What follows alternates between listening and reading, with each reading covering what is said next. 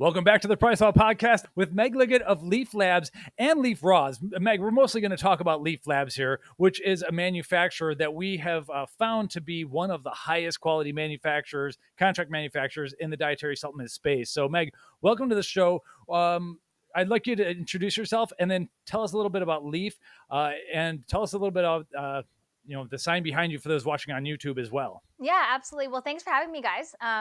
For all of you listeners out there, I'm Meg Ligot. I'm the head of our product development team here at Lief Labs. We're a full turnkey contract manufacturer of dietary supplements. We're based in Valencia, California, so about 30 miles north of downtown LA. So anybody that's interested in Six Flags, Magic Mountain, we're down the street. Come by, check out our supplements, and then we can go on some roller coasters. But I've been at Lief for about 8 years now. Lief has been around since 2008. And so kind of a little backstory about Lief and kind of how we came about. Our CEO, Adele, his background's in biochemistry, and he started off at Natrol. That's kind of where he kind of started into the industry. He was originally in customer service, moved into product development, and then moved into quality. So kind of that's his background, and that's actually kind of the basis and the foundation of how Lief functions, right?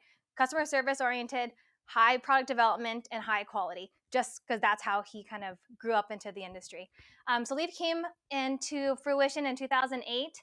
And, what we kind of first started wanting to do back in the day was get our NSF cert. And so for those who don't really understand, NSF is an organization that gives you your GMPs. And NSF is kind of known to be one of the toughest companies out there to give that GMP certification. So really early on, Adele wanted to get that going and to make sure that we're building out this organization with the basis of understanding that GMPs are kind of huge, right? And so that's kind of where a lot of that stuff kind of originated, really, really more deep into the background of product development and in quality. And so kind of fast forward a few years, what we were trying to do was really start into building out what our footprint was going to be within the industry. So more recently, kind of how we position ourselves is, yes, we have this beautiful facility. We have a lot of the high-end equipment for encapsulation. We have a beautiful warehouse that has temperature controlled, all of our packaging lines, et cetera. And that's all great, and that's all fun.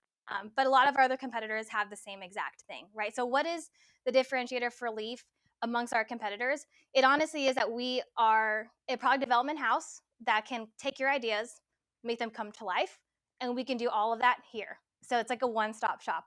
So you come to me, I help kind of take your idea, I do all the formulation for it, and then we can do a full turnkey. And then in a few weeks from our initial conversation, you'll get a product that you can hold and you can taste and you can try and bring it to market. So in a nutshell, what we like to position ourselves in is we are a contract manufacturer.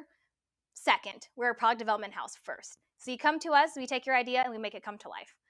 So that's kind of very big high overview of kind of like what Lief is about.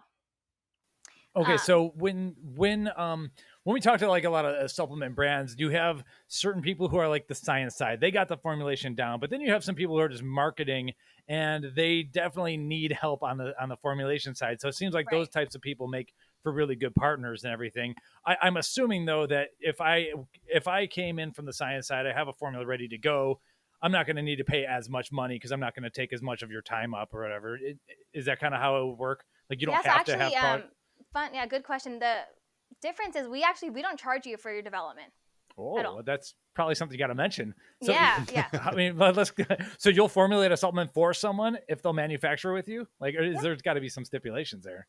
I mean, there is, very small R&D fees as a deposit, but we're a development house. So if you come to us and we have this idea and we develop it for you, I mean, the expectation is that we're going to manufacture it here for you, right? But sometimes things don't work out, and that's okay. I mean, we build this together, right, with our partners. You come to me and Ben's like, Meg, I want a product, right?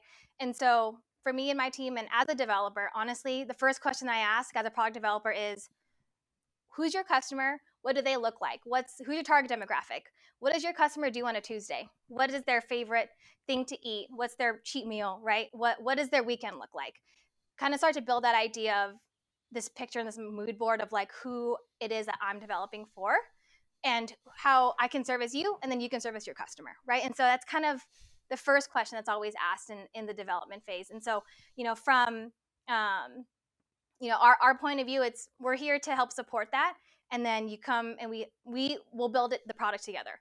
They'll be like, hey, I do like this product out on the market, or I like this one, but I don't like this part about it. Then let's make those tweaks, right? It's all about full customization here. And if you come to us with this idea, and honestly, my job and my team's job is to make that idea come to life. So can you talk us through like a typical like Ben comes to you and I want to do, let's talk about like just really easy typical stuff. I want to do a pre-workout, Yeah. Um, I don't have a formula. I don't have, I know very little. I just know I like energy pre-workout. Maybe I'm an influencer that's looking to make a line for myself, but I don't really understand the industry. So I'm coming to you for your expertise. What do the first like couple steps look like? Yeah. So let's say you find Lief, right? And you are probably talking to a sales rep. Sales rep at Lief are really involved in the industry. And so they'll kind of ask you a couple questions, and then they'll be like, all right, cool, Ben, let's go get our PD team involved, right? Lief is our bread and butter is product development and manufacturing. So let's get the PD team involved. So I'm probably the second person you're going to talk to, or somebody on my team. And then that's when you ask the question, all right, Ben, what is it you're looking for? And you say, I want to make a pre-workout. Like, all right, do you have any idea of what you want in there? No, I don't really know formulation, but I take them. So I'll be like, okay, who are you making it for? Those are my questions to you. What does your customer look like, right? What is it that they're looking for? And then you start to give me some ideas of, well, my customer is probably, like 25 to 35 years old, probably working, goes to the gym, kind of active lifestyle, right? I'm like, okay, well, is there any things that they are not looking for? Like, oh, they're probably really focused on like, I want it to taste good. I want to take this every day and be excited to taste it, right? I'm like, okay, so then what are they looking for? And you start to tell me like, oh, I like energy, right? So then you start to ask a little bit more deeper questions that, okay, well, what kind of energy? What does energy mean to you? That is it energy focus? Is energy alertness? Is energy, cognition? Is it I want to be present, or I want to be,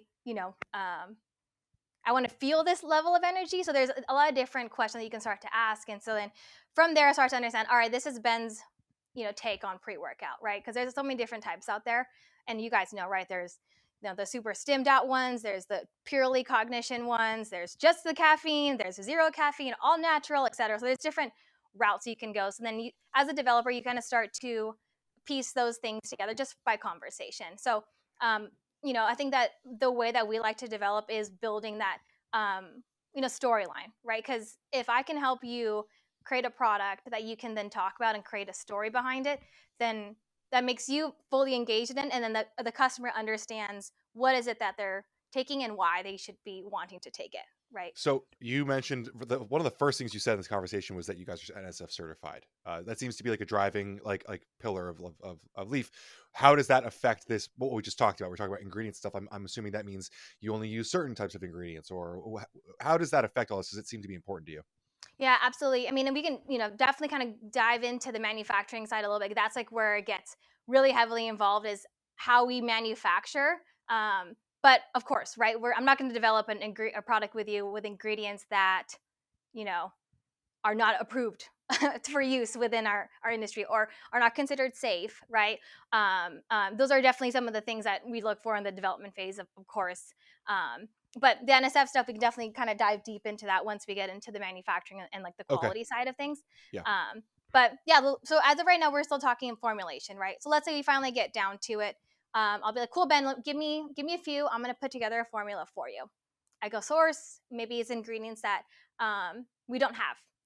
We're using our contacts in the industry, using raw material suppliers that we have already pre-qualified as approved vendors, right? And so, kind of touching onto that idea that you have of like NSF, like ensuring that the people that we are working with and our partners are to the same level of standards that we have internally is huge, right? Because at the end of the day, it is about not just you guys as our customer, but servicing your customer too, and ensuring that we're creating products that are safe for everybody, right?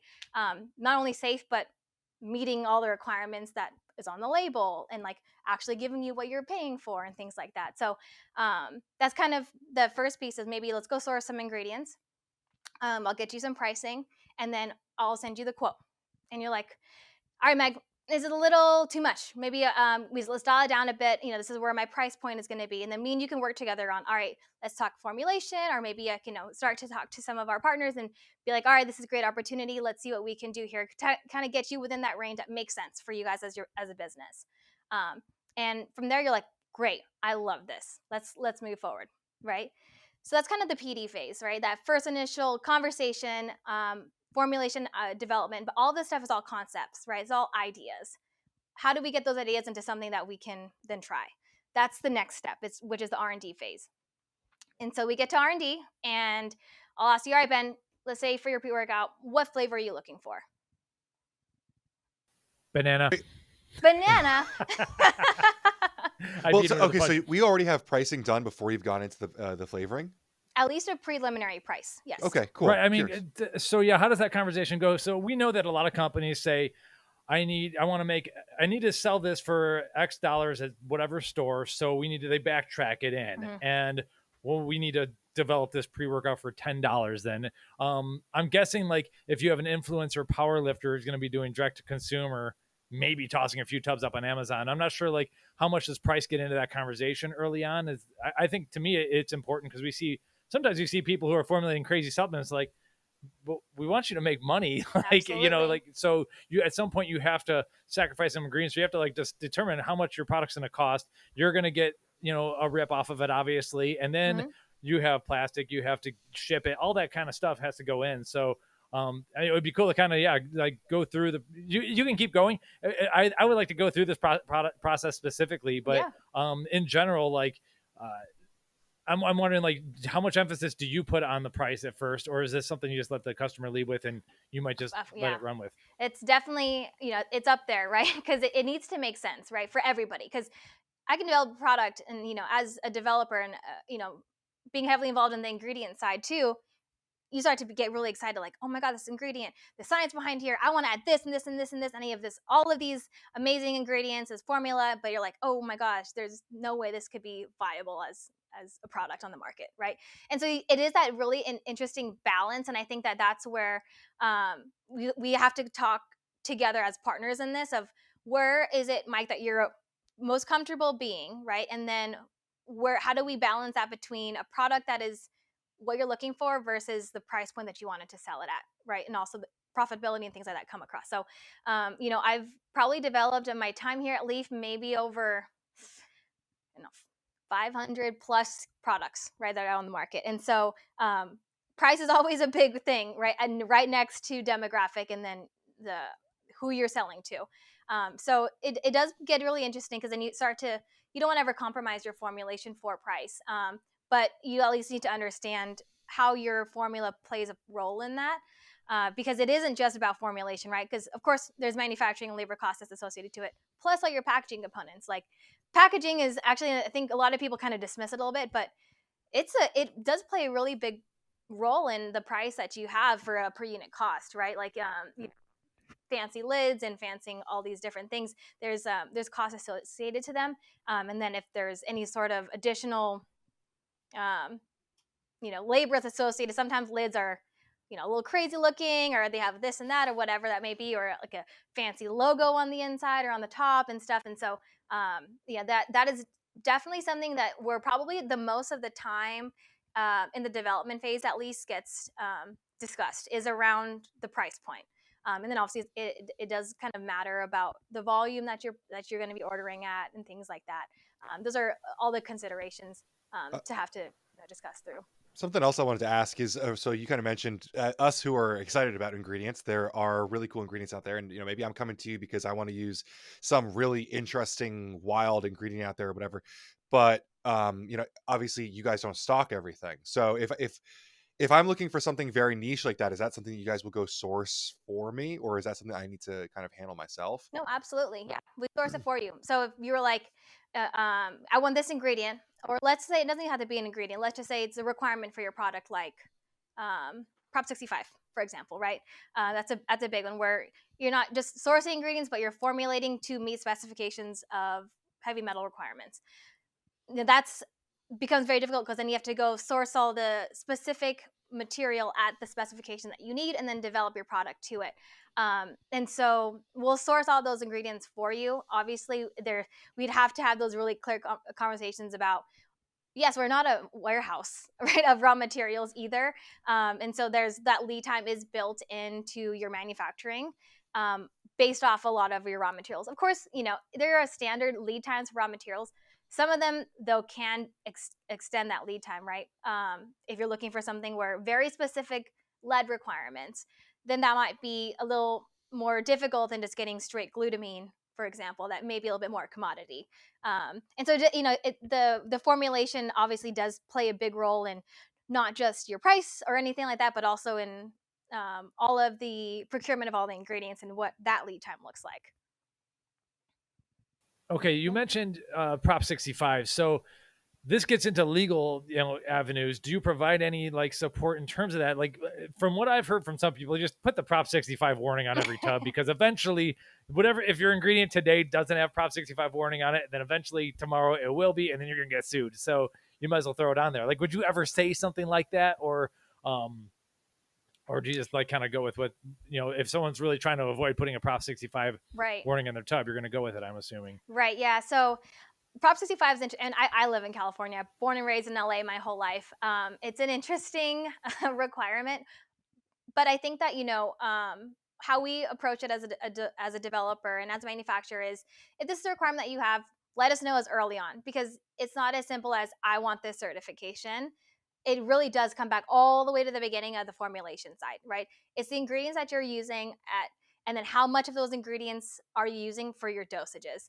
So we always support our clients in their testing requirements. So if they just wanted to test for heavy metals, we do have like footnotes on all of our documents that say, Prop 65, it is the responsibility of the client. If you are selling in California, just be aware that these are the things. But if we do have a lot of clients, though, that are, I want to be Prop 65 compliant completely. And so those conversations are always had at the very beginning, where I'm developing the product and I'm sourcing ingredients to make sure that they're going to meet those levels. And so let's say in Ben's pre-workout, he has some botanicals in there and he wants to be Prop 65 compliant. So at the formulation phase, what I do is be like, all right, from his formula, let's see all of these different ingredients, and then let's get all of the lead or all of the heavy metals, their specifications, and then I'll put into this calculator and say, all right, for his pre-workout, the daily dose will yield X amount of these botanicals. Of those amounts of those botanicals versus the specification of those heavy metals in the raw material itself, what is the total lead requirement there? Sometimes it could be a little higher, right? And so you have two options. You could either decrease your amount of material that you're using. That's one option. Or you set your standards for that raw material itself to a smaller range of heavy metal. So that's when that like sourcing thing kind of comes into play, right? Of like, now I got to go, if you had this, let's say bitter melon extract that you wanted, and the limit that I have is no more than, let's say 2 ppm. But in Ben's formula, that puts him out for lead. Now I got to go find the world of this very, magical bitter melon that has only 0.5. And maybe it does exist. Maybe I found it, right? There's a place that can get me to that spec level. The historical data comes out great. And I'm like, cool, Ben, I found it.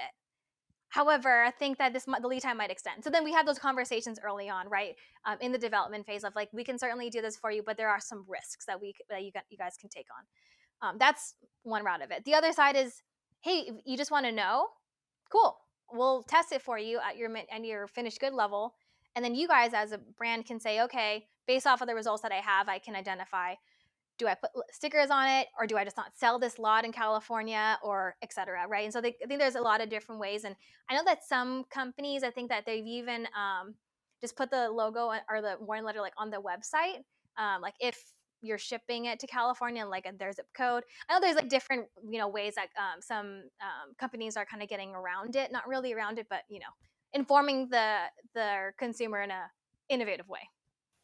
Gotcha. Okay, so that's awesome. You're definitely helping with a lot of the different sides of product development. I imagine with this, this is a higher level of service. you got to have like, let's say for pre-workouts, a minimum order, right? Like per flavor, or how's it? Do you, and you know, numbers can obviously change. I don't like to quote prices on a podcast. It's gonna be around for 5 years or whatever, but can you quote us like what your minimums would be if for a pre-workout supplement, like per flavor? So typically, for powders, we are around like 2,500 units is kind of our MOQ. There's obviously some flexibility with that depending on the partnership and the potential of the growth that we can have together as businesses. That's kind of typical what we're able to accept. And then for the capsule side, it's about the same, and so is the tablets, about per unit. But we can always have those higher level discussions. That's the beauty of being a contract manufacturer, right? Since everything is so custom, you can't really approach everything exactly the same, which is good. Is that per flavor? Mm-hmm. Okay, cool. Yeah. All right. Yeah, that makes sense. And you mentioned tablets. So real quickly, you have a tablet press, right? Yes. So we're fully we're contract manufacturer for dry powder format. So we can do powders, capsules, and tablets. Yeah. Awesome. Okay. So eventually we honed down this pre-workout. Maybe we should go through this exercise for real. I'm not sure if you want to talk about manufacturing and stuff too. Like we could use Ben as a pretend power lifter here. Well, he's not pretend, but as a power lifter who's wants to get a supplement made, sell it on his little Shopify website or whatever, and to his audience and everything.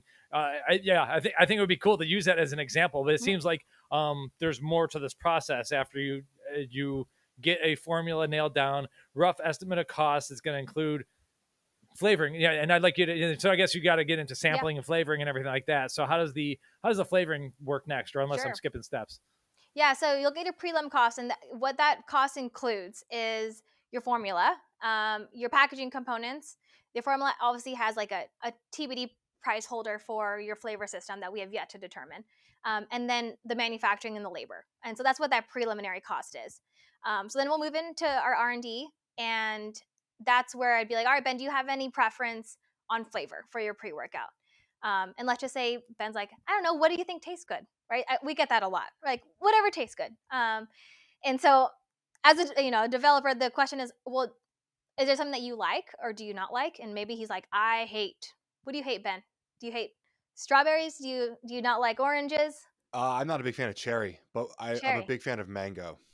Mango. Okay, good. So now knowing that he doesn't like cherry, but he likes mango, right? And then that's a good starting point. But the one thing that needs to be considered is your product itself. Sometimes the flavor can't just be like, I like mango, I want mango to work. Sometimes your formula doesn't work with mango, right? There are some formulas and ingredients that work better with other flavors. In the sports nutrition world, there's a lot of like bitter ingredients, right? And sometimes the way to mask a lot of those bitter ingredients is to go heavy onto, let's say, like a citrus, or like go heavy into a tart flavor, and that can kind of mask a lot of those different things.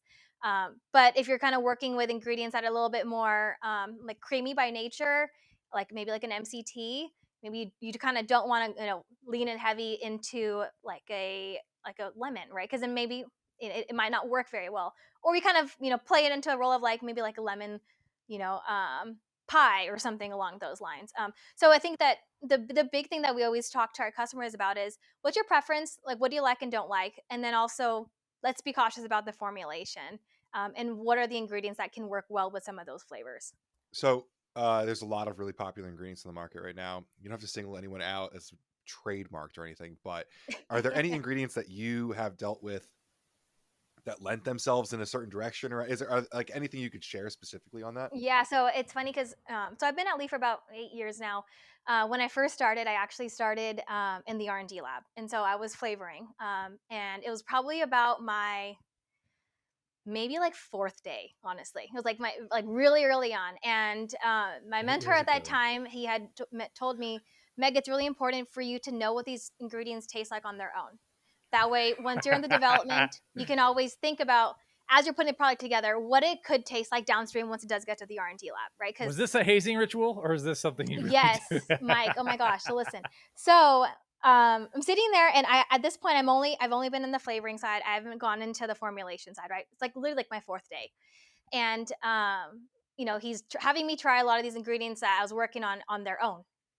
And at that time, we were working on a pre-workout, and there was teacrine in there from Compound Solutions.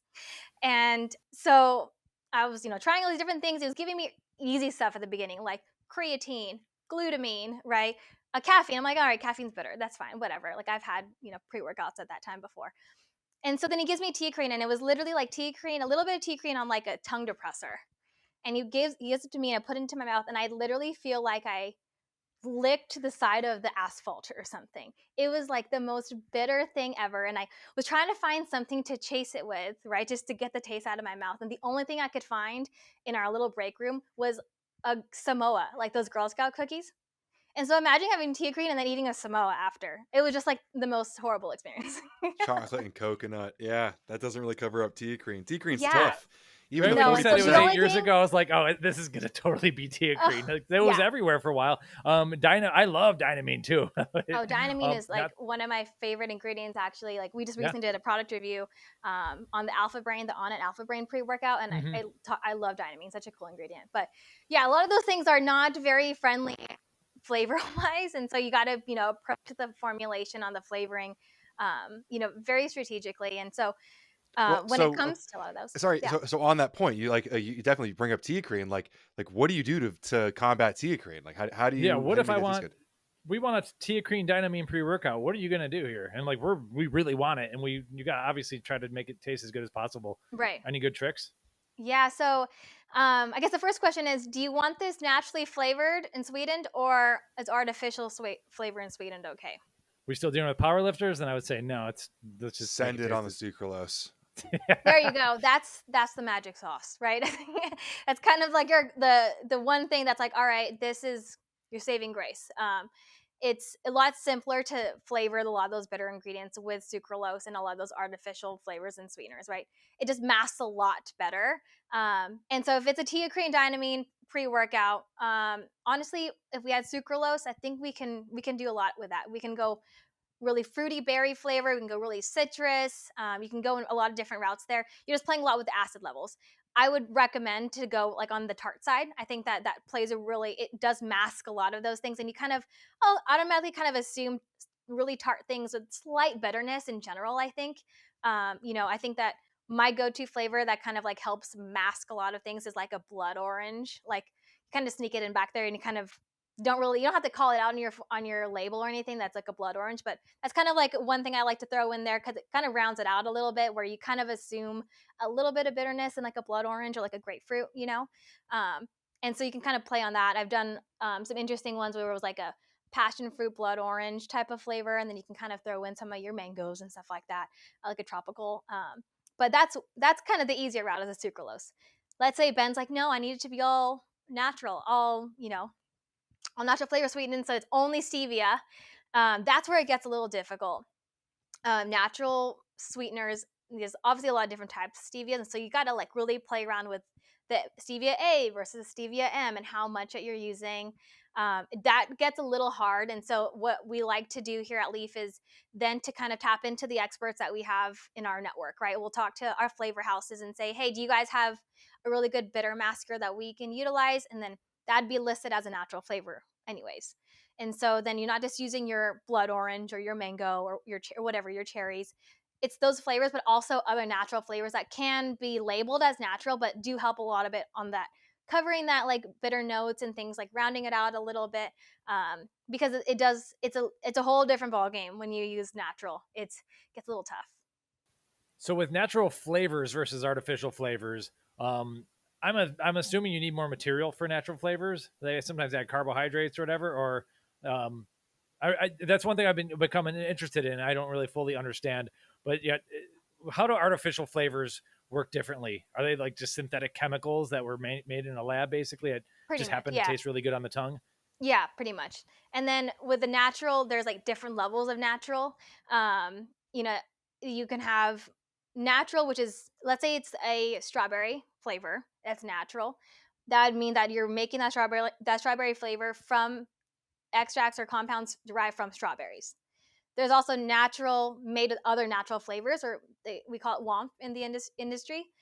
Those are natural flavors. Like let's say it's a strawberry, it's going to have some strawberry, let's say extracts or compounds and things, but also maybe compounds from like a lemon, but another natural source. So it's just like a blend of natural things, but all of that would be kind of categorized as natural flavors. And so I think because, I'm not a compounder or anything like that in the flavor world, but we use those already made flavors here at Lief. I know that it does get a little, from one, it's price. That's a big thing, right? And then number two is, a little bit of the way that it was processed. Okay, cool. So I Yeah. don't have anything else on that level. Like, so moving on, eventually, do people are either going to fly in and do a day of sampling, take up some hours of labor or whatever, or you Yeah. start shipping baggies out? Yeah. What happens next? Exactly. So Ben's pre's in the lab. We're doing sucralose. The team's like, cool, we'll make Ben a mango, but let's just throw a cherry just for fun. Just see if we can convince him. And so we make a few different samples for him and we'll ship it out. And then my ask is always like, all right, hey Ben, love to get on a call with you. Let's kind of work through your feedback on the flavor. And then he'll say, hey, I actually really liked the cherry. And he'll say, okay, what's our next steps on this one? I'm like, all right, cool. What about the mango? Like, well, mango was okay, but it didn't really hit. I'm like, well, can you give me some feedback, right? And he might say certain things like, the flavor wasn't strong enough, or like it wasn't sweet enough. So those are some good feedback I can go back to my team. It's like, all right, if Ben said the flavor wasn't strong enough, not necessarily that I need to add more flavor, maybe, but also you can do certain other things like add more acid, and that actually will bring out the flavor a little bit more. So that's kind of some of the tricks that we'll kind of utilize. The more feedback we can get from our clients, the better. I've definitely kind of gotten some of those where it'd be like, I don't know, Meg, it tasted weird. I'm like, okay, why? What was weird about it, right? Like, oh, it had like these had the weird like taste on the back. It just I just felt like I tasted it and then I went away and it didn't really linger and stuff. So then you start to kind of pick up some of those nuances that the clients are experiencing, and then you start to have that better conversation internally with the team that is doing all of the benchtop work, right? It's the flavor was there and then it kind of just stopped. Maybe we can adjust some of the acids. Maybe we flip flop the different types of acids, maybe more citric instead of more malic and different things. Or if the flavor wasn't it wasn't strong enough, add more or add less, or it was too much. And so you can kind of play with the feedback that we get. So let me ask, there's a lot of really incredible flavors in the market right now, and that's something that consumers, it's one of the first touch points outside of packaging. You mentioned first flavor. I would bet is probably the second most important here. As someone who has created 500 plus products or helped create 500 plus products, what would be your biggest tips on how I can create the best flavor system for my consumers? What is it that makes some of these above and beyond other brands? Oh yeah, and that's a good question. Yeah, I mean, I think initially first it is kind of dialing into your formulation, right? And then also I think the big thing that a lot of people maybe don't consider in the development phase is how much your flavor system contributes to your product itself, right? From like a price perspective. So I think just kind of making, if your goal is like, I want this to be one of the top tasting pre-workouts on the market, like, okay, let's account for that, right? It's not just, I want T creatine, diamine, all these interesting, trademark ingredients that are obviously do come at a cost because of all the science that you have that you can reference, et cetera, and all that stuff, right? I think it's making sure that you do build that into there, and then being mindful of your ingredients, right? And so if you are going in and saying, I want this to taste like this, and you're kind of working backwards, then formulate to that, right? That's probably my biggest kind of tip there. And then once you have your formulation down, I think being flexible with your flavor if you have your formula locked in. Like if Ben's saying like, I really want mango, but maybe mango's not the right flavor for this and we're just spinning our wheels doing mango, maybe you go into a blackberry lemonade, right? Or maybe something you probably didn't even really assume. It's another tip. And then the other thing I always talk about is your taste is it's a whole system, right? It's an experience. It's not just what it tastes like on your tongue, but it's the smell that you get, it's the mouthfeel that you get, the way that it is on your tongue, like the feeling that you have. I think that's also a lot of things to consider too when people are developing products. It is to be kind of mindful, like, hey, it is important for mouthfeel and what it smells like to be part of the way that you perceived product, right? If people were to look at like a Gatorade, for example, right? It's kind of probably like standard, like, all right, this tastes good, right? It's sweet and all that stuff. People taste it, but it's also very thick. but it's all because it has a bunch of sugar. You can't really mimic Gatorade if you're going to make an electrolyte product that is sugar free without being like, all right, maybe we can add something for mouthfeel. Maybe it's like a gum blend, right? That can make feel a little bit fuller and thicker, because that is an experience of how people can perceive taste. Gotcha. I think a lot of people at this point might be wondering, did you go to school for this? Like before you took this job, did you have any experience before you, like, because you articulate this very well, but just out of curiosity before we move Oh forward. yeah, no, it's actually my story is really interesting. And it's people always talk about like, oh, like, how did you enter the industry? I feel like I honestly fell face flat into it. So just for background, my background's in biochemistry. I went to Mount St. Mary's University here in LA, but I originally actually started out as a biology major, and I was going to go to PA school. That was kind of my initial plan. I'm Filipino. My mom's a nurse. My sister, everybody in my entire family, they're all nurses. But I just didn't want to be a nurse, so I thought to go to PA school. I did an internship at UCLA, and then realized that I did not want to be in the hospital. So I switched over to biochemistry, figuring, oh, all right, I'll figure it out. So I was biochemistry math minor, and then I was about sophomore in college, and I needed a job because I wanted to, help pay for my car, have money to like go out with my friends and get food and whatnot. But the problem was I had so many units because I was a biochem major and a math minor. So I had to find a job that was either open really late or really early. And the one thing I could find was a gym, because the gym would close at midnight. So I started working at the gym. I was just working at the front desk. And at that point, I wasn't really like working out or anything. But I started noticing that we were selling supplements at the gym. And so I was in school and at the front desk, I'd pick up some of the supplements and I'm looking at them and I'm thinking, all right, what is this thing, right? And I'm like, there are like amino acids in here, there's coenzymes, and I'm like, I'm learning all of these things in school, but why is it in this jar that it says that it tastes like fruit punch or whatever, right? And so I kind of got really interested in it.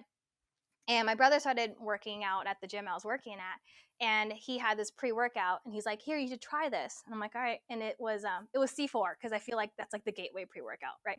And so I try C4, and I'm sitting at the gym and working out with my brother, and I'm like, "Dude, why is my face itchy?" I'm like, "Why are my hands itchy?" And I'm literally like trying to like scratch my like lips. I'm like, "What is happening here?" And he's like, "Meg, just work out, it'll go away." I'm like, "No." Like, and as a scientist, right, I'm like, well, I need to understand like why, right? And so fast forward about 2 years, I'm a senior in my advanced biochemistry class, and I had to write a thesis paper.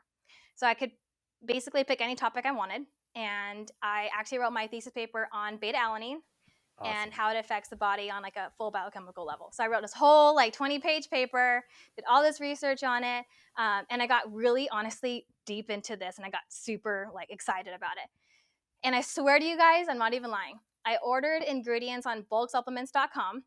I shipped it to my mom's house, and I was making pre-workout gummy bears in my mom's kitchen, like literally. And I like had like my whole little formula, and I like was, I Googled like, all right, what is in pre-workouts? Why do people have these dosages? So I made this whole little like formula, and looking back on it now, horrible, but it's fine. And I was making these gummy bears, and I was literally going to the gym. I was taking them at the gym, and I had like a little lab notebook, and I was taking my temperature and my heart rate, and just like writing all of these things down. And like, it's kind of like how I, did a little case study of my own thesis paper. But anyways, I finished that paper up, and then I was sitting there thinking like, oh, this was really fun. Like I really liked this, right? It was kind of like a clash of like my passions between like science and math, and also like this idea of like fitness and health and like wellness and all this stuff. And so I was thinking like this would be a cool career, right? But I didn't know what this place was like. Like, what is this industry, right? I was a biochem major, so either I was going to go mostly into medical school or pharmaceuticals or along those lines, right? That was kind of like the normal pathway for like a lot of the biochem students. But nobody is like, oh, I want to work in the nutraceutical space at like 8 years old. Like, no one says that. No one even knows what, at that point, I didn't know what this industry was. And so, anyways, fast forward, I graduate. I'm still working at the gym, and I'm actually going for my master's degree. I was going to go into pharmaceutical science, studying for the GRE and all that stuff. And I was still working at the gym at that time. And one of the trainers had came to me and said like, hey, I heard that I'm working with this manufacturing company. I know that they're hiring. And I heard that you wrote your paper on pre-workout. And I said, yeah, what do they manufacture? And he's like, oh, they manufacture dietary supplements. And I was like, oh, really? That's interesting. Like, yeah, I wrote my whole paper on pre-workout. And he was like, yeah, they're hiring an R&D. And I'm like, well, what's R&D? I didn't even know what that meant, And so, yeah, kind of the rest is history at that point. I got an interview at Lief, and honestly, I've been here ever since. So it's a really interesting story to kind of like look back on and reflect. Awesome. The beta alanine tingles strike again. There's not a podcast where Nutrabolt and Cellucor don't come up. It's just the absolute legacy behemoth of the industry. And so, yep, you got another one. Gateway. So yeah, you said it exactly right. That's really cool. And I do tell people like, there's brands who want to like get really scientific with creative formulas. And sometimes I'm just like, you got to go find a biochemist who actually loves this stuff. I think that's where a lot of the innovation will come from. A lot of the most innovative players in this space are biochemists. And if you forced me to go back to school right now, it would be biochemistry without a shadow of a doubt. So it's cool hearing that you have a biochemistry degree as well. And very interesting stuff. Yeah. I mean, when you're in school about it, like you don't really think about like, all the different avenues that you can kind of take with the information that you're learning. This one was definitely a lot of fun. So I am definitely blessed to be here. So appreciate it. Yeah, as an industry, we need to steal more biochem folks out of away from pharmaceutical manufacturing and drug and the pharma, big pharma in general, and get them into supplements, because that's where the real fun's at. I mean, we do get a lot of questions though, of like, what do I need to do to get a job in the industry? Like, like I want to be a formulator. Where do I need to start? What do I need to do?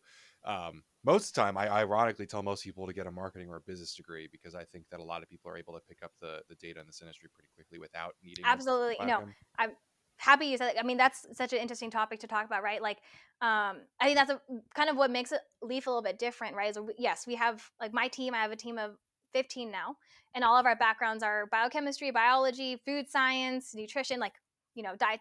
I have registered dietitians on my team. So all of us have that background of science. And, of course, approaching it from a scientific perspective makes a lot of sense.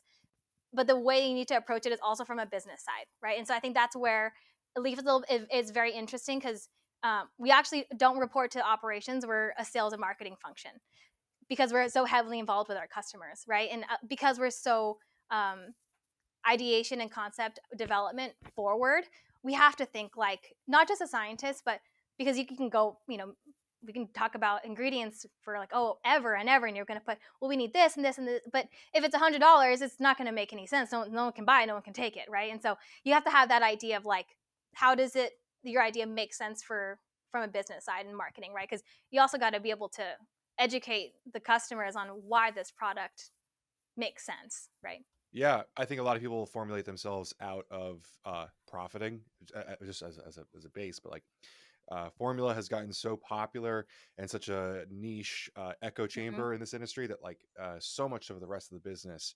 I mean, I couldn't even tell you how many brands we speak to on a weekly basis that are brand new, popping onto the scene because they enjoyed a pre-workout and they want to make their own, but they've never owned a business before. They don't really understand how a P&L sheet works. Right. So with all that in mind, let's assume that we finished the flavor now. The formula's already done. Are we pushing to manufacturing now?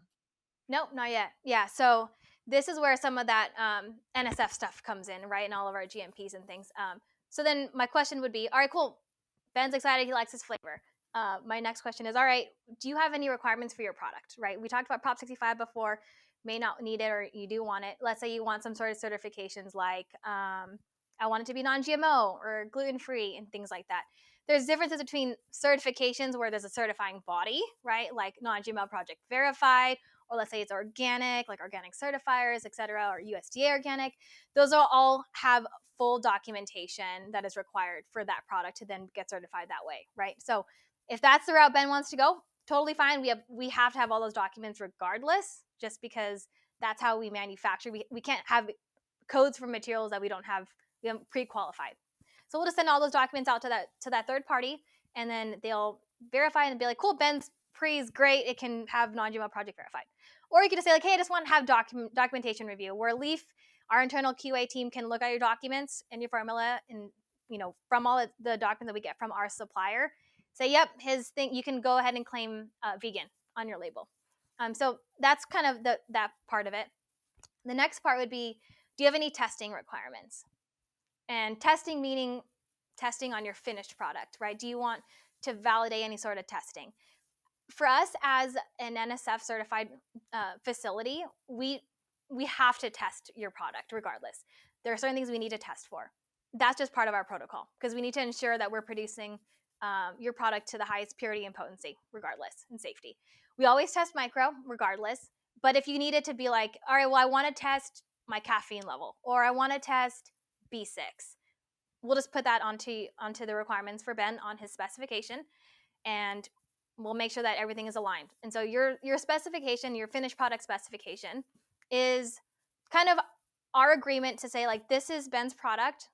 This outlines his formula, what it should look like, what it should taste like, organoleptically, how much serving size it is, his packaging components, and also all your testing. Regardless, we put micro always. But if he's like, I want B6, we'll put, all right, we want to test B6. We want to test it every lot or every other lot, or maybe just the first lot, whatever the requirement is for you. That is how we can kind of get really aligned and also have some sort of flexibility on it, right? Where it's like, oh, I only want to test it the first time. You can kind of customize all of your testing requirements. So that's kind of that main document that binds kind of to ensure that us as a manufacturer is producing what it is that you're looking for. So that's the first thing. The second thing is your supplement facts panel. And I think that I'd love to kind of go into this topic a bit because people are always like, oh, how do you read these things? And there's a lot of different ways you can go about it with the facts panel, because obviously the requirement is you need to list out what you have on your product. But that's kind of what the regs say, right? But you can there are different ways to go about it. People look at proprietary blends and like, what does that mean? Or like they talk about full transparency labels. Like, why is that better or worse than proprietary blends? It's all the brand, right? The brand will come to me and say, how should I make my label? Well, how would you like to? Do you want to list every single thing out with its amounts, or do you want to like group different things?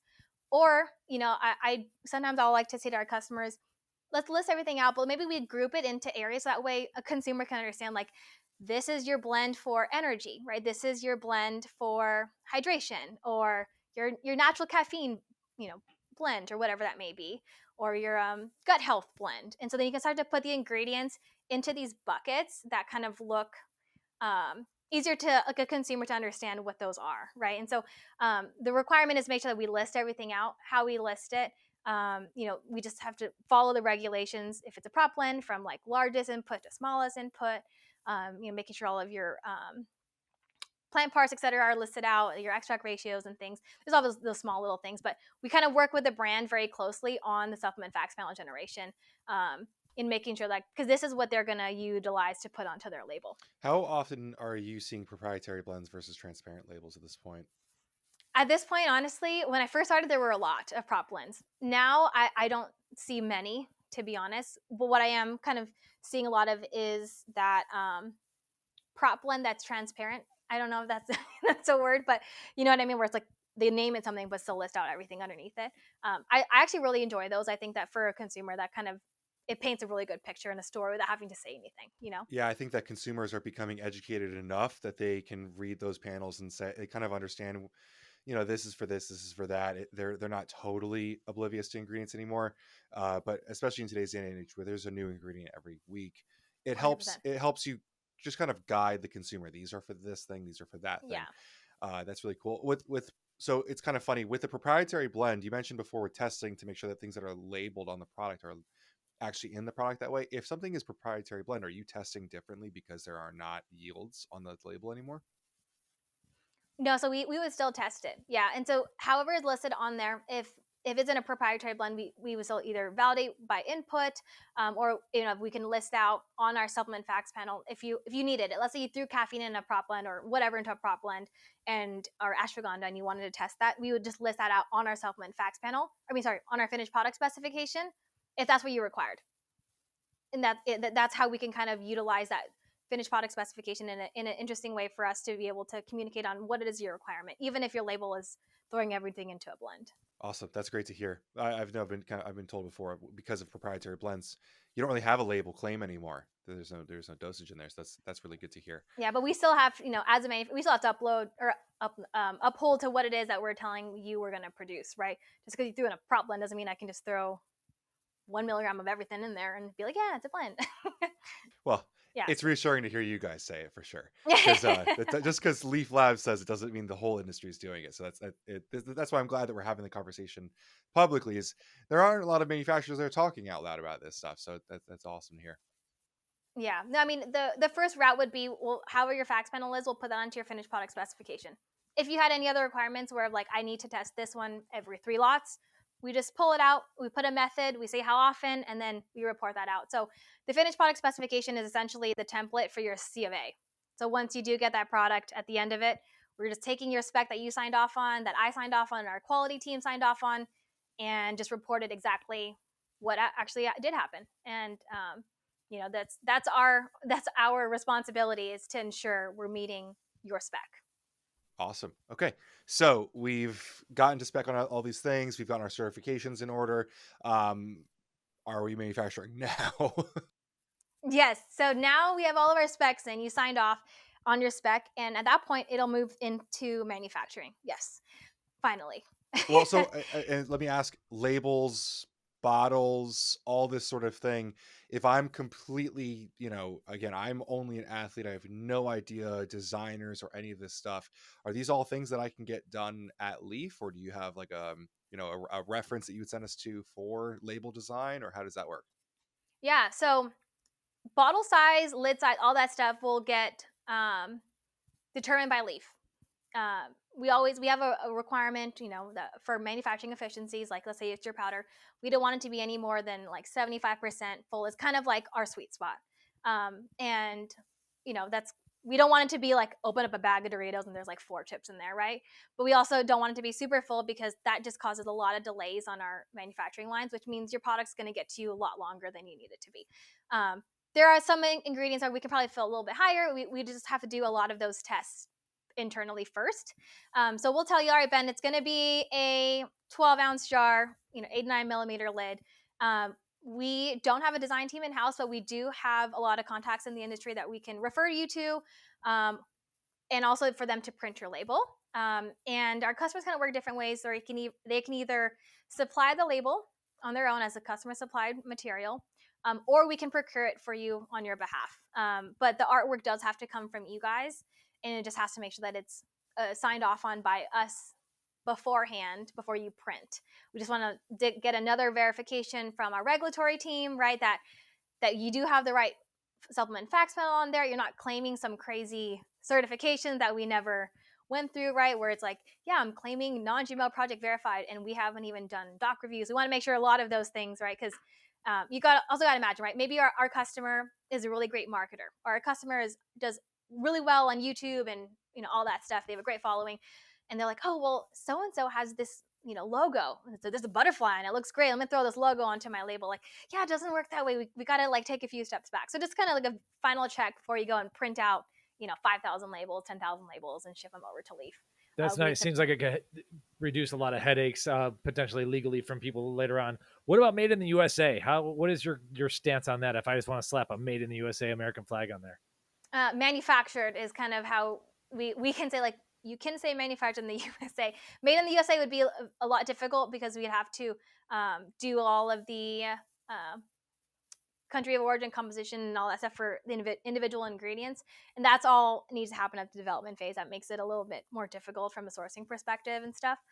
But we've done it before. Not the easiest, but yes, we have done that before. You've done a product where the entirety of all of the ingredients were made in the USA? And there's like 2 ingredients, makes it a little simple. I was gonna say, I can't. I look out for the made in USA, and I can think of one. We have like one ingredient, but it's gets a little difficult. So we always say manufactured in the USA. We are based in California. We don't have any other manufacturing facilities. Awesome. Okay. Yeah. No, that's a good question.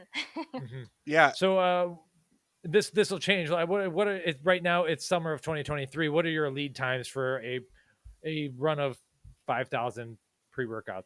Yeah, so As of right now, for powder and capsules, we're looking at about an 8 to 10 week lead time. Okay. But that does not include your development, though. So just that is from the time that you place your PO. So development phase can kind of vary.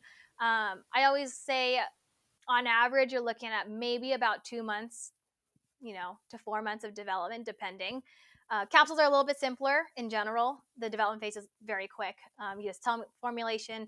We do feasibility tests, benchtop, to make sure it does fit in the capsule, and then we move into the documentation side and all that stuff. But with flavors, preference kind of comes into play. And so sometimes if the flavor development takes a little bit longer, let's say, I'm shipping samples out to Ben. I'm like, it's like, yeah, Meg, it's just not hitting. I'm like, cool. Can you just fly to Lief? Come over here. Come hang out with us for a few hours. We'll knock it out. Let's just get that flavor system kind of going. I'll have Ben sit right outside the R&D lab. My team will kind of bring samples to him back and forth. He can give us live feedback. We'll iterate for maybe like 2 hours, and then with the intention that we'll, lock in that flavor profile, and that way we can kind of start moving into that lead time. Awesome. So we hit go and it's all running. What do I expect? Do I not hear from you guys for 8 to 10 weeks? And I get a really nice email that it's being shipped to me. Like, what's the process here like? Yeah, no, good question. A lot of our customers kind of work a little different, but we do have an account management team. So, I think I told you at the beginning, you're probably talking to a sales rep, and then you probably talk to me or a product developer. We'll go through all that whole process. The second that you want to place your PO, you get looped in with an account manager. So they're going to be your person that's like there for you throughout your whole manufacturing lead time. So then they'll kind of give you a lot of updates. Some of our customers are a little more hands-on. Some of them are like, hey, just let me know when I need to give you my label, etc. So we do keep it, heavily involved, especially if you're going to be supplying anything. Sometimes our customers will supply packaging components, right? Let's say they have a custom lid or things like that they have good relationships with overseas. We do want to make sure that we're keeping up on timeline. So kind of checking in here and there. But for the most part, yeah, we're very, hands-on. We're at the end of the day, you guys are our customers, and you want to be able to check in. Like, I know when I buy things on Amazon, I'll be like checking the tracking info, like, oh, it's 5 stops away. I'm like, cool, great. I need my package. I'm looking for it, right? So, we obviously we don't have that yet. So your AM person is going to be kind of your go-to. Cool. So product finished running. What kind of things happen between the product finishing and it getting to my warehouse? Yeah, so actually during that manufacturing, there is a lot that happens, right? Especially for like all of our GMPs and stuff. So you place your PO, we're telling you like, all right, I need your label, 4 weeks before your due date. Make sure you get your jars in 4 weeks before your due date, whatever that looks like, based off our current lead time. And at that point, once your order is submitted, that's when the whole operation kind of starts moving, right? We start to run material resource planning, where we're going to say, all right, Ben's product requires this much caffeine, this much diamine, whatever it is, and we need it on this date because this is the date that it is. And we know that diamine's lead time is X, so we're making sure we're going to be ordering when we need it for it to arrive on time. But every single time that they place a PO for a raw material or even a packaging component, we need to have a specification, because I promised Ben I'm going to give him his product with the spec that he signed off on. For me to do that, I need to uphold all my other partners to the same level that he's upholding to me. So I'm going to send them a specification for every single ingredient and every single component, and they're going to ship that to Lief. It'll get held at quarantine for a release. And so that's kind of where a lot of our GMPs kind of started to play, right? The second that we get into the manufacturing, that's where all of the regulations are kind of very strict. There is really no in between there, right? In the R&D lab, it's a lot of fun games and things like that. And of course, we have our standards within the lab, but it's very different than what's happening on the manufacturing floor. So the material comes inbound, and it has a quarantine and release. So what happens is the quality control team will get the C of A and a sample of the material that's here. And we have a standard, which is our specification. They're ensuring that whatever we received is matching our spec. And that's how we can ensure the highest level of quality and potency for that ingredient, right? We will not receive anything in unless it upholds to our standardization. And that's just black or white. And that's how we can make sure that we're going to be producing Ben's product appropriately. So that happens for every single ingredient and every single component. We make sure that we test micros for identity every single time. If he had a Prop 65 requirement, right, then we handle those a little slightly different. We won't release anything until we get all of those heavy metal results back. So it kind of just depends per product, but everything is tested to uphold any sort of standardization and specification. Once that is all kind of brought in for Ben's product, then we'll go into what we call our kitting phase. So we're going to pull all the ingredients for Ben, and we're going to stage it. This is to produce his, 5,000 units of his mango pre-workout. All of that stuff then goes into kind of like, it's like a big pallet that's everything for Ben, and then all of that goes into weighing. So we're weighing out exactly the amount of material that Ben needs for his product. No, there's obviously going to be very, very strict amounts because we're trying to hit label claims, right? And so it's not just like, that looks like 10. It's 10.123, whatever the numbers are. Very strict sign-offs. That's where all your GMPs kind of come in, is making sure that you are putting in what you're saying you're putting in. There is a sign-off and there is a checkpoint.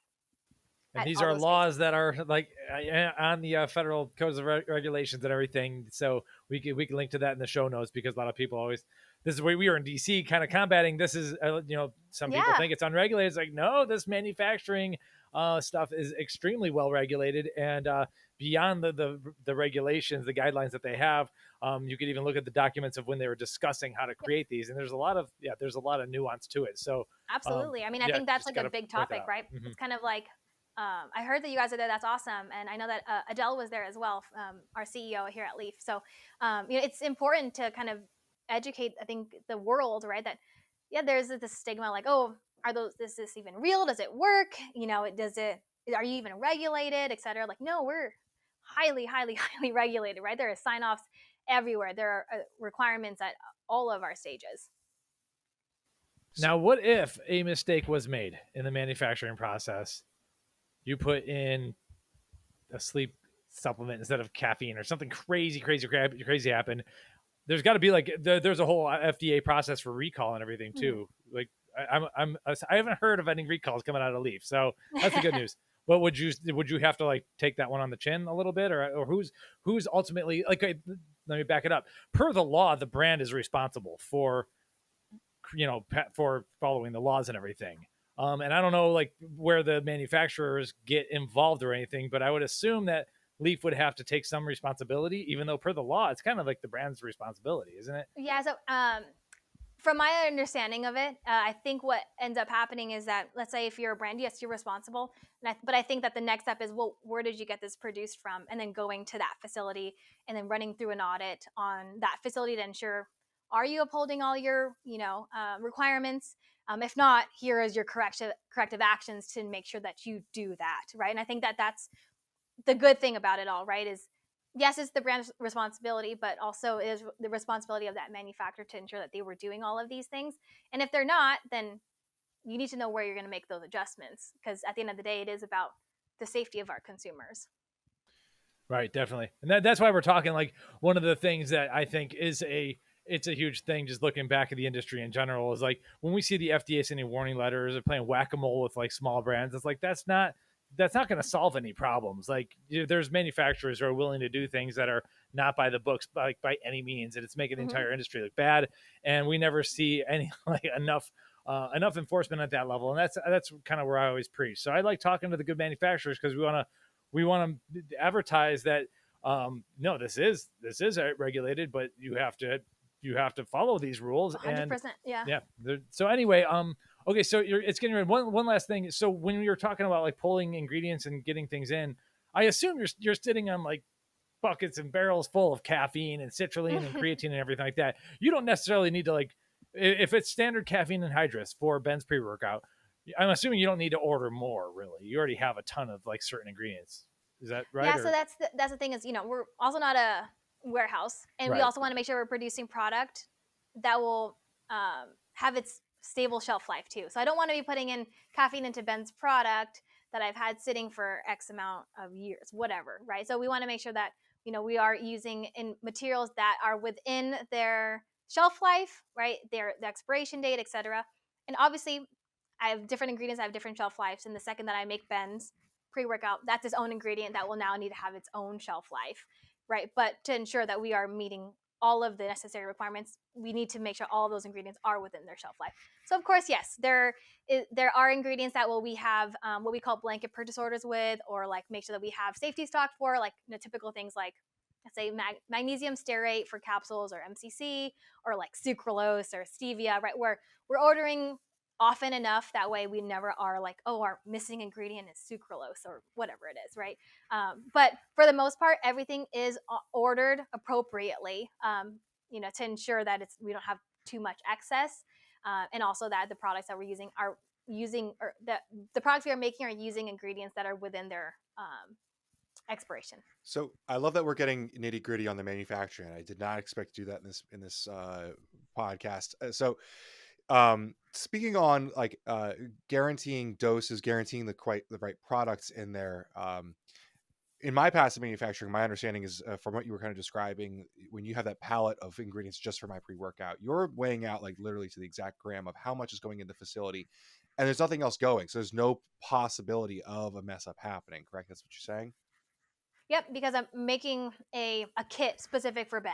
Right. So, and then that's going to travel into the weighing, and then that'll be its own sack, and then travel into blending, right? And then right. So it's kind of interesting. So Mike was kind of bringing up the CFRs before. The CFRs say basically that you have to be able to guarantee this somehow, but how you do it is based off of those SOPs, the GMPs that are coming from maybe NSF, or sometimes you learn from other manufacturers or something like that.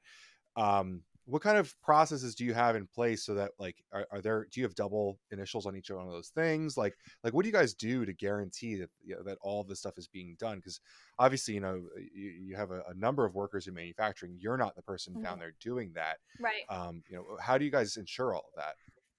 Yeah, so double signature is absolutely right, because it'll be someone that's performed by and then verified by, and then that stage also has a sign off by a supervisor or like a lead at pulling, at weighing, at blending, and packaging, etc. That way, there are all those different checkpoints. There's in-process checks as well, like during packaging, right? So like, let's say I'm packaging Ben's pre-workout, and it's supposed to be, let's say, 310 milligrams or 310 grams per jar.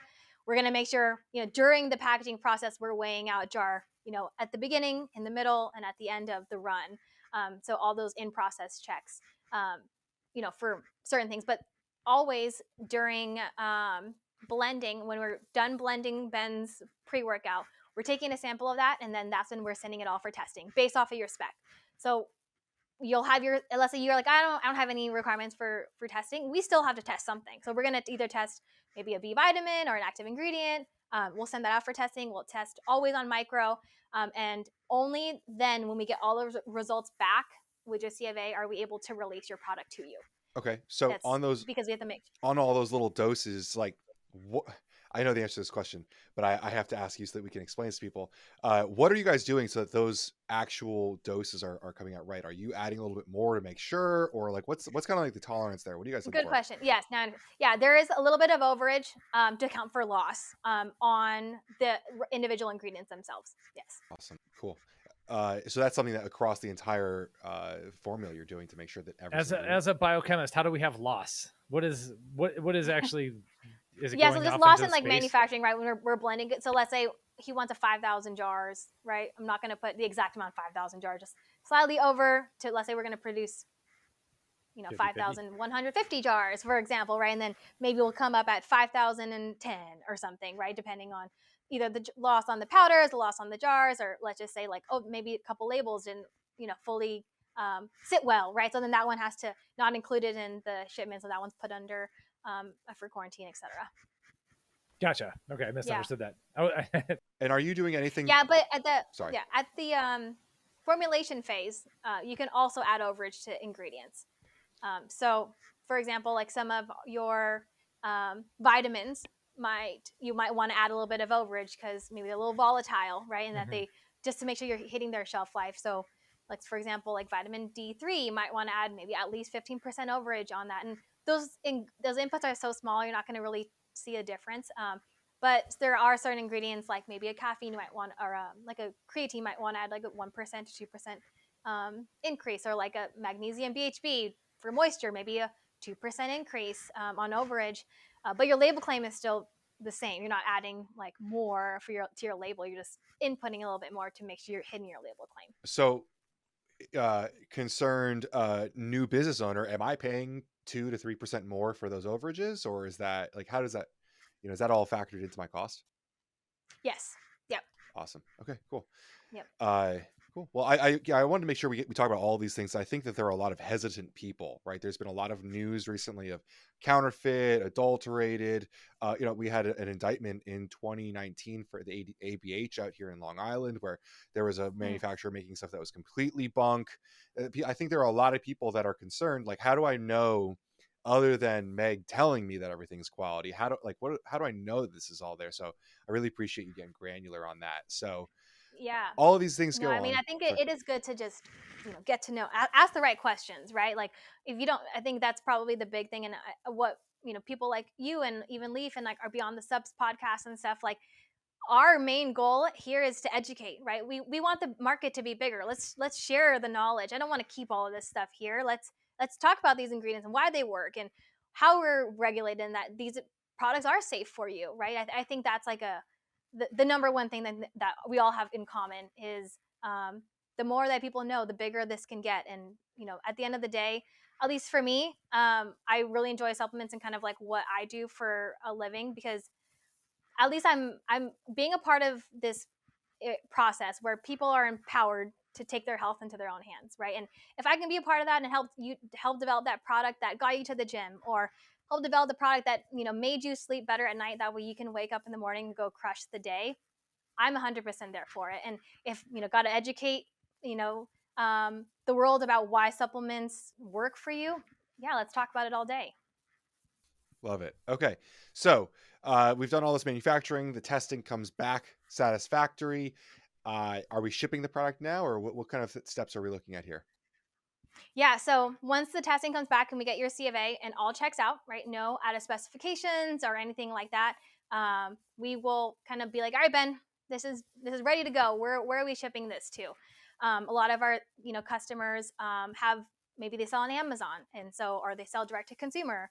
So we have the flexibility of shipping. Let's say Ben wants 5,000 to his 3PL, this 1,000 to another Amazon fulfillment center, and then 500 to his house or whatever it is, right? And so he's got to let us know. That's when your account manager gets in and says, all right, what's your requirement on where you need these things to go? And we kind of just, we can either schedule the shipment for you, or you can schedule the truck to come. We just got to stay in clear communication on that. Awesome.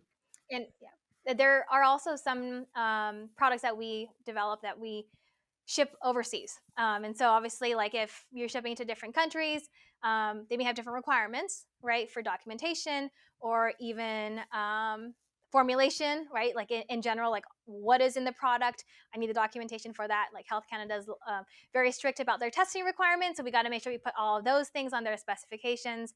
So yeah, there's a lot when it comes to shipping that we need to talk about as early on as possible, so we can make sure we're making the specifications to those requirements. Yeah, I was just going to say, it's probably important to know if they're sticking in America or going international, because even something like caffeine anhydrous, you might have to go to natural caffeine sources, for instance. We haven't talked to, I meant to say biosomal caffeine, which you have on your other side at Lief Raws, which I'm a big fan of that ingredient. So looking forward to getting that in some sort of pre-workout soon. But either way, yeah, so back to my point, knowing early if you're going to go international is going to make a huge deal, because that could change the formula completely. 100%. Yeah. And, even the way that their label looks is different. So, we got to make sure that we're creating a part number specific for that. Even let's say the formula works out to be able to ship in the US and in Canada, the labels may be completely different based off the requirements within that country. So we just got to know, like, all right, Ben's going half and half, Canada, US, and we got to make those part numbers appropriately, make those specs appropriately. So talk to us about Lief Raws. So you have this whole manufacturing side. Now you've also got a few ingredients here. How does that play in? How many of these have you been involved with? Talk to us about it. Yeah, so Lief Raws is such a fun story. As you kind of getting to know, we're obviously heavily involved in the development side within our customers, but also within the industry, right? So if we're going to position ourselves as, hey, we're a product development house that can do all these things for you and have good innovation and brainstorm sessions together, then we got to stay up on trend of what's happening. That's the best way we can service our customers. So we were able to do a lot of that stuff. And obviously we work very closely with either raw material suppliers in the industry or even other manufacturers in the industry. And so we start to get good insight of like, hey, what is trending and stuff. And so if we're a service-based contract manufacturer, what's the best way for me to service my customer other than to manufacture for them and develop for them, but also to say, hey, these are ingredients that I'm also seeing trending in the market, and I could use it in products for you now.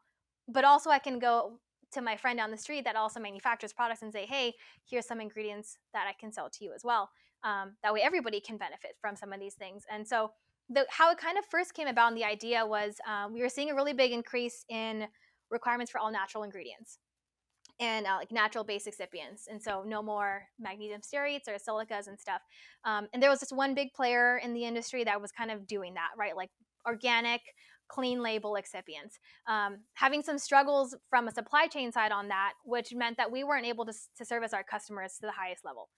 So the only way that we were figuring out to do it is, well, why can't we do it too? So that way we can service our customers to our standards, right? So we developed our Flowly line. That was actually one of the first ingredients that came onto our Lief Raws line. They're organic rice-based excipients. We have different tiers of them, and each of them are formulated very specifically for different functionalities. So when it comes to excipients for capsules, based off of the formulation, you would either need something that's a little bit more lubricant or something to take out more moisture, right? Or maybe the capsule's a little empty, you just got to fill it. So there's different reasons that you need an excipient. So we developed a line of organic rice-based excipients to solve all of those problems, but also made it so that way we can be a part of the supply chain with our customers as well, and then sell it to other people who are having the same request from their clients too. So that was that's kind of our initial jump into the raw material side.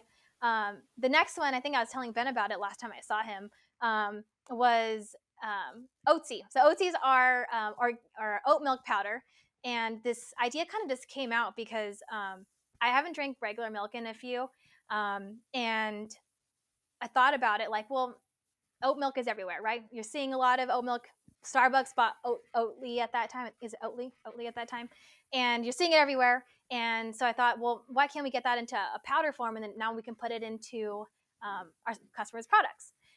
And as somebody that started out on flavoring, I always think about how when I make my protein shakes at home, I use milk, and it tastes so much better than when I use water. So why can't we use that as an enhancement for the flavor system as well, of to add that level of creaminess without adding, and having some sort of benefit to it as well, not just like a gum or things like that, where you're having a little bit of more carbohydrates or fibers, et cetera, or fats. And so I developed our oat milk powder. And so a lot of these things were literally just coming from ideas within our team, right? We had our marketing communications director. Her and all her friends are doing celery juice, but she's like, it's a pain in the butt. You got to like juice it. You get like one full stalk. You get like this much celery. Like, why can't we make this a little bit simpler? Not a lot of people have a juicer or have the time to want to juice or want to buy a bunch of celery, right? And so why can't we just make something that's accessible to everybody? And that's how we came up with our celery juice product. And so it's a lot of fun because it's just how our culture is here at Lief. It's just a lot of ideas, and everybody's like always kind of thinking forward, but it's because we're so deep into this lifestyle that it just kind of makes sense. Like it just comes organically, and so that's kind of how a lot of those ideas started out, is like, we have a problem, let's find a solve for it, and is there an innovative way for us to plug into that? So those are two. What I like about Lief Raws, those are two, like, I don't want to call them commodities, but they're not like, trademark patented special technologies. They're just little things that add to the experience for your consumers. Now you also have some other things like your caffeine, your bioavailable caffeine, that are a little bit more function based, like whether it's Yes. unique on its own. How did you start coming up with those? Yeah. So how the idea actually came about was we were in COVID times, and then we were seeing a lot of like that liposomal technology come out of like, oh, it's encapsulated vitamin C and things. And I'm looking at these labels, and it's like, oh, they have ascorbic acid, MCT, and like sunflower or something. I'm like, as a biochemist, I'm like, you can't just add fat and make a it doesn't work that way, Yeah, right? And like that was you have to disturbing. Yeah. actually make this lipid bilayer, et cetera, that's encapsulated, that becomes 100% absorbed. Like it didn't make any sense. So we were like, oh, that's unfortunate that those are how people are marketing some of their things. So we want to do it right, and we want to do it with an ingredient that we knew would be utilized widely amongst multiple parts of the industry, right? Because a lot of people take caffeine in general. You don't have to be just in health and wellness or just in the sports nutrition space.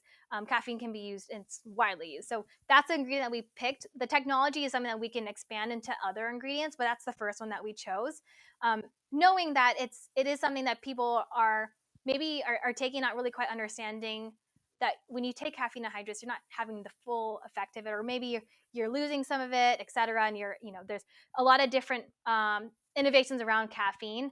The idea of you doing the biosomal was to be 100% bioavailable. Cool. So that's has this inspired like a whole new search of new ingredients for you guys? Like, is this something that you like? How often are you working on new ingredients for that side? Yeah, I mean, it's definitely something that we want to keep exploring and adding on to.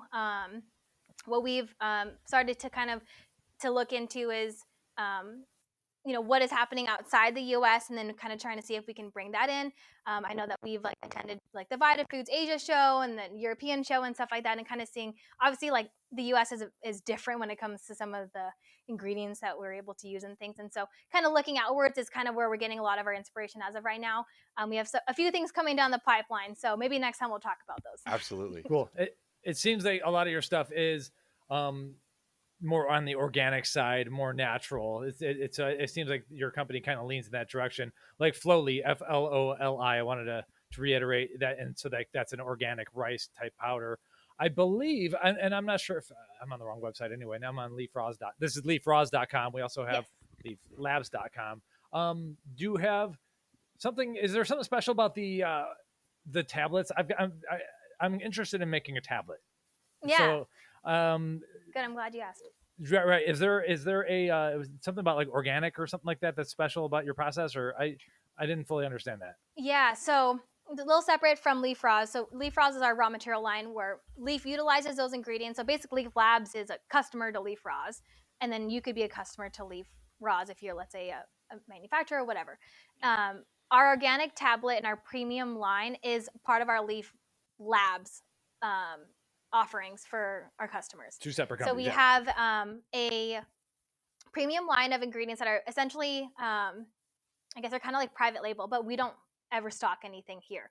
But they're already pre-developed formulations that we can then offer to you. Like if you're like, hey, Meg, I want a tablet and I want it to be organic. Obviously, organic tablets are very difficult to make. There's not that many organic tablets on the market just because of all of the science that needs to come behind the compressibility of the ingredients, et cetera, and like the friability of the tablets and the disintegration time and things. There's a lot to consider there. And so it gets very difficult with just natural organic ingredients. But we do have a full product lineup of already organic certified tablet formulations. Those are on our Lief Labs website as well. And then the other offering that we have is the gummy line. So we have a really good partner that we work with. We don't do the gummies here on site at Lief Labs, but we have a partner that we work with to develop all of these gummies that are kind of already formulated and kind of ready to go. But we essentially wanted to be like the one-stop shop for our customer, where Ben's like, yeah, Meg, I want you to make my pre-workout, but I also want a tablet and I want a gummy. And, I wanted to just work with just Lief Labs, kind of make it a lot simpler, where you just, have one-stop shop, don't have to worry about this vendor and then this place and having to talk to this account manager, et cetera. Just make it a little bit simple. We'll handle it all. I think that's a great opportunity. I mean, a great point, because like where we started this is a lot of people coming into owning a brand have not done this before. They don't really know the ins and outs. So being able to just work with Lief is that's really, really helpful for a lot of people and a peace of mind.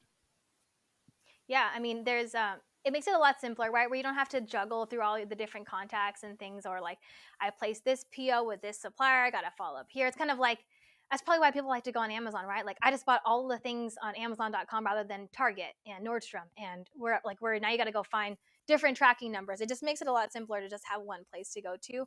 that you can get all of your updates on all your different form factors from. Totally understand. I try to buy everything on Amazon if I can, because it all shows up I in know. 12 hours. Yeah. Honestly, it's Amazon or like Target pickup. That's like the only two. Yeah, honestly, Amazon knows more about me, my family, and us than literally I think any other like intelligence agency or social media thing. Because like you maybe you don't want to post on social media, but guess what? Amazon knows how old your kid is just by the stuff that you've been buying over the I years. know, and right? So, Like, yeah, how does it's it always interesting. know that I have like one capsule left and I need to place a reorder? Like, scary. Yeah. If you don't mind, I'd like to get back into ingredients real quick to see where Lief stands on some things. Like, I'm not sure if you have any like guidelines, but like for a new ingredient, let's say there's some herb out there or whatever. Like, do you need to see like generally recognized as safe? Does there need to be an NDI, a notification on every ingredient that you touch? Like, how strict are you in terms of like botanicals or then like certain synthetic ingredients? Like 100%. Yes. There is 100% zero for, black and white on that. Yeah. okay, so it has You to need have your an grass NDI status. or Yes. Yep. In Okay. grass status NDI, we have a full documentation requirement for a qualification of every ingredient that comes into Lief, even if you're supplying it. So let's say you found this material and you want to supply it, you don't want us to procure it. That's fine. You can send to us, but prior to us accepting that order, I need to have all of these slew of documentation. Your grass status, everything up until the SDS, your nutritional information, your country of origin, your kosher, statements, your allergen statements, your documents, all of that. And that's just for the raw material, right? I also need to qualify the supplier.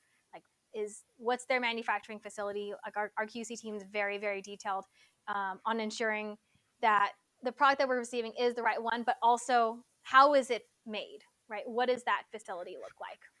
Okay, and a follow up. Do you currently have, June of 2023? Do you currently have a status on NMN, since it does have an NDI, but then the FDA is trying to pull it back? Like, I'm not sure if you have gone over that as a team. Yeah, so where we've kind of stood, at least as for us as a manufacturer, is if it's up in the air with the FDA, we just have not. We don't want it to accept it as of now. Gotcha. Until there is a same kind of thing where I know CBD was a big thing a few years ago. We just don't work with CBD or NMN as of right now until we have like a really set answer on what the direction is of the industry. We may never get an answer on CBD. I know. Okay, it's good to see where you stand. Like, obviously I have my opinions on NMN, but you have to stay firm to what you want to do here, and I would say you've probably lost a lot of potential business not touching CBD. So it's, hey, that's cool to hear. We need the Lief Labs of the world out there doing their thing. So very cool. Absolutely, yeah. I mean, it's unfortunate because obviously like the ingredients had a lot of science, and it is interesting, right, to kind of learn about. But yeah, just not something that we dabble in as of right now. Mm-hmm. Okay, thanks. That was the only thing I wanted to wrap back into. So I appreciate it. Ben, I don't think you have any other questions either. No, this has been really impressed. like well encompassing, I thought, with like the whole manufacturing process, but also the path of opening your own brand. I think this has been really helpful for anyone who's just interested because they take pre-workout themselves, or I'm sure we'll get a lot of hits on this for people looking to make their own company. So this has been really helpful. I think it's been really just the right of in depth. Yeah, no, absolutely. And it's been a lot of fun. I appreciate you guys having me. And, we're excited here at Lief. We're always looking for great new partners and, to be involved in, like-minded people that are wanting to kind of bring education to this industry. Awesome. Cool. Mike, you have any last questions? Meg, you have anything you No, want to thank you add very on? much for your time. No, I think we're good. Cool. Where can we find Lief, and where can we find Meg on Instagram, LinkedIn, all stuff like that? So I think it's just at Lief Labs, and then mine is just at meg.ligot is my Instagram. Cool. Are you guys all on LinkedIn as well? Mm-hmm. Awesome. And then I think we also have the Beyond the Subs LinkedIn. No, is it LinkedIn or is it all in social media? Okay, yeah. So all Instagram. I don't know if we have TikTok though, but awesome. Cool. Well, thank you so much for your time, Meg. We'll talk to you soon. No, thanks. Again. I'm super excited for this one. Thanks, guys. I really appreciate it. It's been a lot of fun.